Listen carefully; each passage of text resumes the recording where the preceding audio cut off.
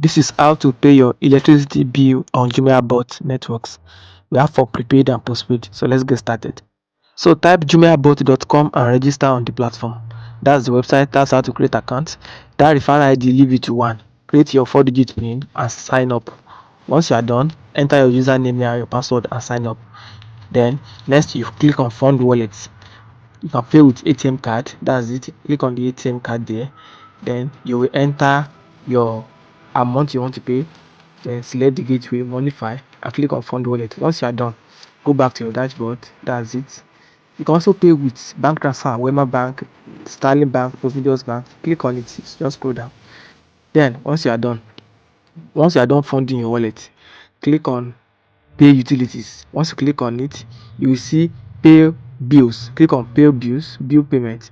Enter the bill, prepaid or postpaid. Enter prepaid, anyone you like. We have for Ikeja, we have for Benin, we have for anyone. Click on it. Then enter your meter number there. Then click on verify to make sure it brings out your name. Now look at this now.